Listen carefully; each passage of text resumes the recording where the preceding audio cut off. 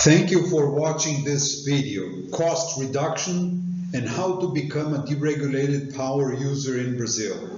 I am Rafael Hertzberg, partner at Interact Limited Energy Consulting, based in São Paulo, Brazil, and this presentation is brought to you after $600 million in power contracting here in Brazil.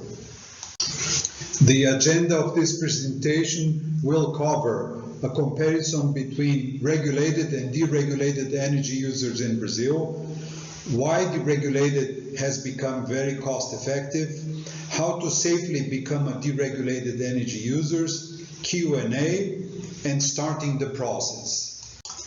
This slide shows the comparison between regulated and deregulated. The supply chain is of course the same. You have generation, transmission, distribution, and the bottom line is the client. To your left side, you see a typical regulated energy user arrangement by which the commodity and the wire are contracted by the client from the distribution company, while the commodity is contracted by the distribution company from the power supplier. On the other hand, in your right hand side, you see a typical deregulated energy user arrangement by which the client contracts directly the power trading company or the generating company, and on a separate contract there is a wire fee contract with the local distribution company. Why has deregulated become so cost effective in Brazil? The first point is because regulated rates are extremely high these days in Brazil. Second, because of course deregulated prices are market driven. So, since the Brazilian GPD is negative and has been for quite some time now, power prices fell sharply, as it can be seen in this graph, which is based on the SPOT's local clearinghouse CCEE. How to become a deregulated energy user in Brazil? Well, it's not very complicated. The first step is getting the current bills, power bills, and read the ongoing contract with your local distribution company. The second step is simulate your company as a deregulated energy user and check what happens. The third step is checking the market for power prices to make sure that you have a real firm offer. For the fourth step, which is the decision by the upper management of your company.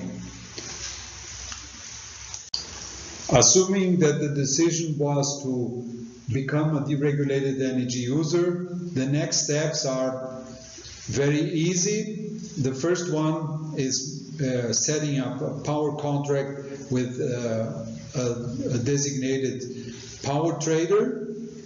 And then the second step is sending a termination letter to the local utility company with respect to the ongoing regulated contract. The third step is setting up a wire contract with the same local utility company. The fourth step is making sure that you set up the proper metering system that is required by the clearinghouse. And the fifth step is becoming an agent at the clearinghouse. And the last step is becoming a deregulated energy user and starting as such. These are the most frequent questions. First, what are the expected savings? Right now, with the ongoing prices, it is fair to say from 8 to 15%. So it's a very important cost-effective situation here.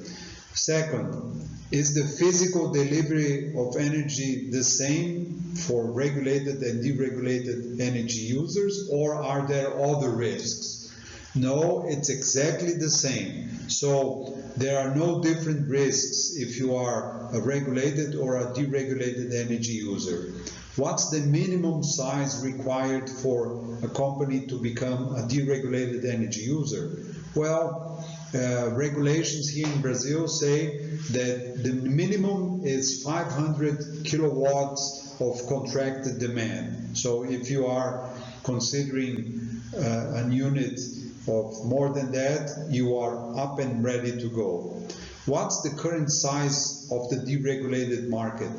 Right now in Brazil, about 1/3 of the national power consumption is originated by the deregulated markets, and it is associated with about 2,000 energy users. So the conclusion is that the most important energy users in Brazil, they are deregulated. And how are prices escalated in deregulated contracts? Well, this is negotiated between buyers and sellers, but typically it's indexed to the inflation. How to start right away? The first suggestion is contracting an independent consultancy to make sure that it's about the client's interest and not about the power trader's interest. Second, the consultancy should lead the whole process before the upper management and the operational guys. The third suggestion is making sure that since the very beginning it's about a structured process with timelines, activities, and responsibilities. Thank you very much for watching this video, and here is my contact information. I am looking forward to hearing from you.